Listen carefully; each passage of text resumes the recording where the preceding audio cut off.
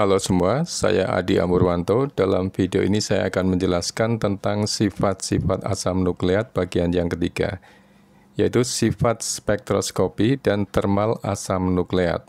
Termal artinya pengaruh suhu.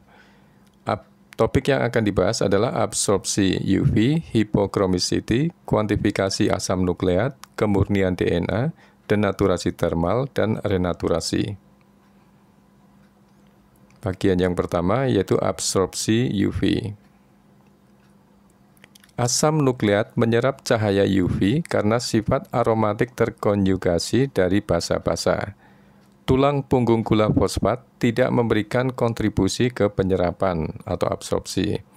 Panjang gelombang maksimum absorpsi cahaya oleh DNA dan RNA adalah 260 nanometer, atau lambda maksimumnya adalah 260 nanometer, yang cukup berbeda dengan lambda maksimum dari protein, yaitu 280 nanometer.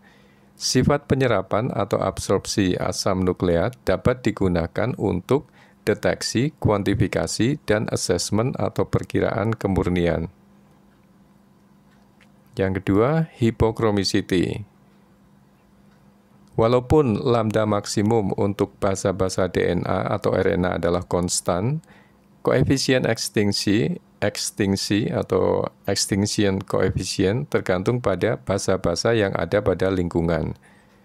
Absorbansi pada 260 nanometer atau A260 yang paling besar adalah nukleotida yang diisolasi, intermediate untuk untai tunggal DNA atau single stranded DNA, ssDNA, atau RNA, dan paling kecil untuk untai ganda DNA atau dsDNA, double stranded DNA.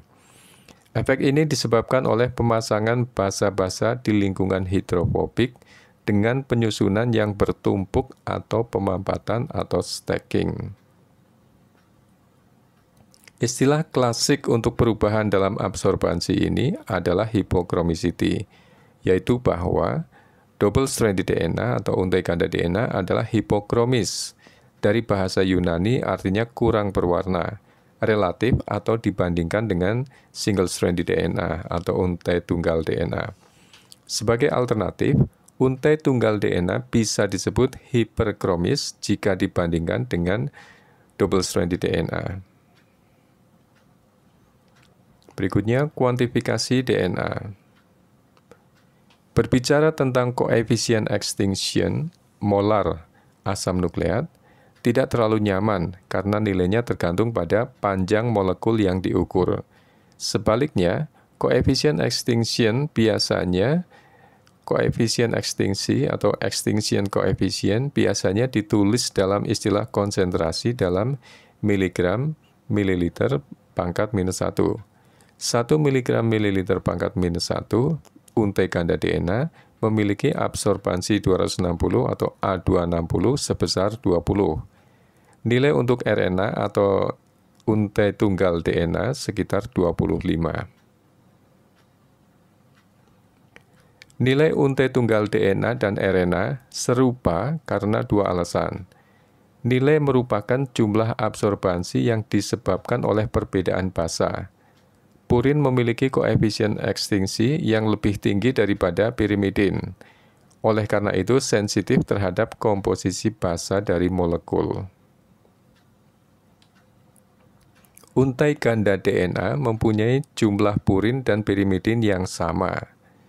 Karena sepasang untai ganda berpasangan, jadi sama. Sehingga tidak memperlihatkan efek ini. Nilai absorbansi juga tergantung pada jumlah struktur sekunder darah untai ganda pada molekul yang digunakan karena hypochromicity.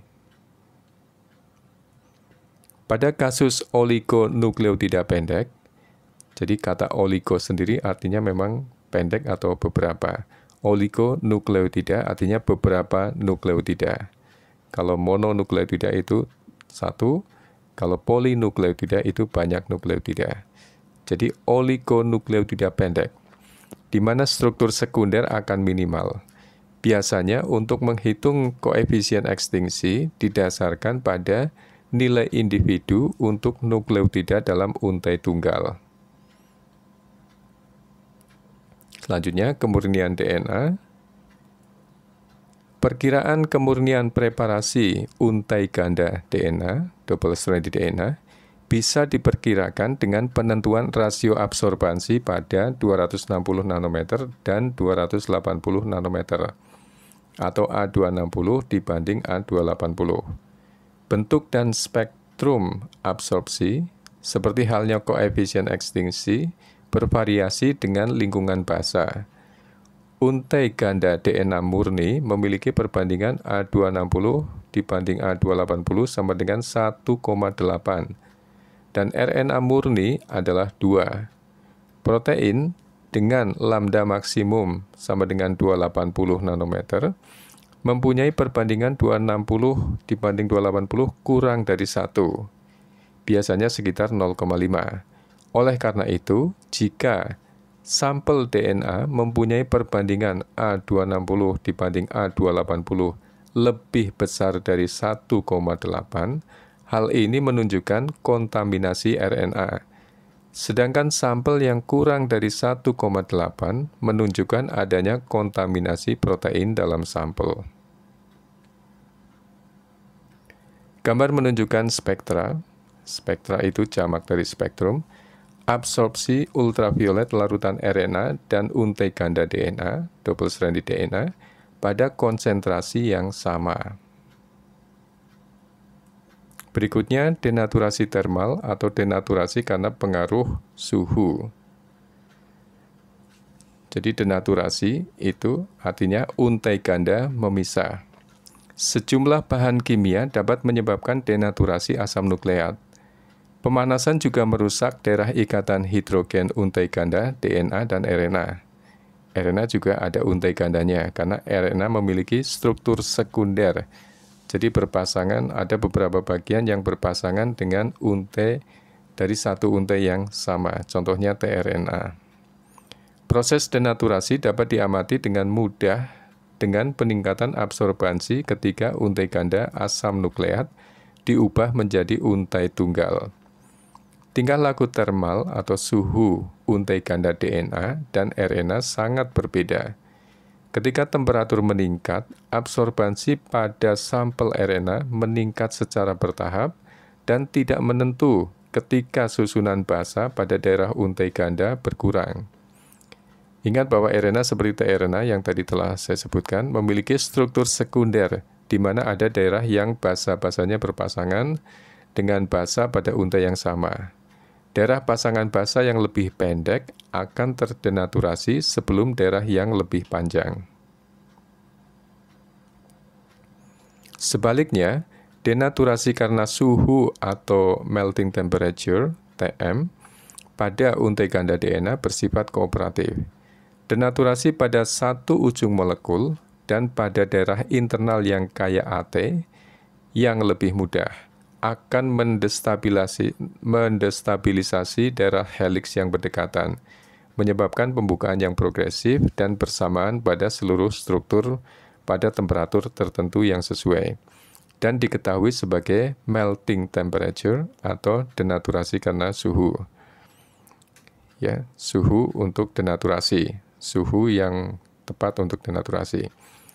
Melting diikuti dengan peningkatan 40% dalam absorbansi.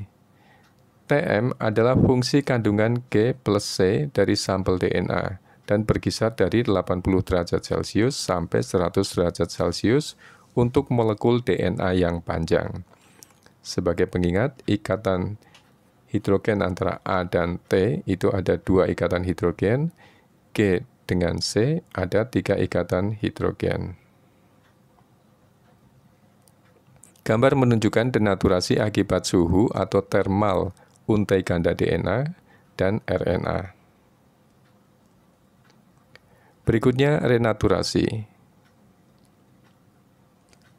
Denaturasi karena suhu atau thermal denaturation bisa dibalikkan dengan pendinginan larutan.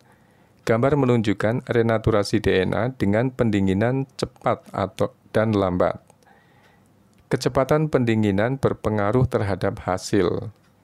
Pendinginan yang cepat memungkinkan hanya pembentukan daerah lokal untai ganda DNA yang dibentuk oleh pasangan basa atau annealing, penempelan daerah pendek yang komplement atau sesuai pasangan basa di dalam atau di antara untai ganda.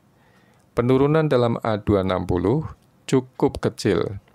Bisa dilihat dalam gambar, pada gambar sebelah atas yang fast itu, tulisannya fast, relatif absorbansinya lebih tinggi. Lihat di sebelah kiri, relatif absorbansinya. Sebaliknya, pendinginan yang lambat memberikan waktu untuk seluruh untai DNA yang komplement atau sesuai pasangan basa untuk menemukan satu sama lain.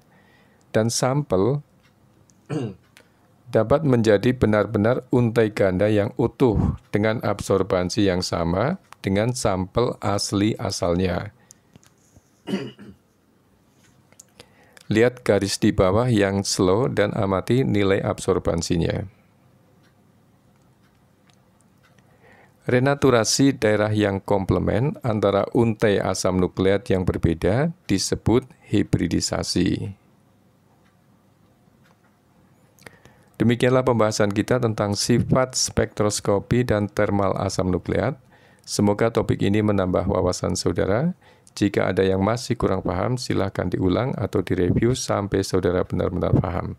Silakan beri masukan ke saya apabila ada kesalahan tulis atau lesan, atau komen di bawah untuk perbaikan pembelajaran yang akan datang. Jika saudara anggap video ini bermanfaat, silakan share ke teman-teman saudara yang membutuhkannya. Tetap semangat dan fokus dalam belajar. Terima kasih.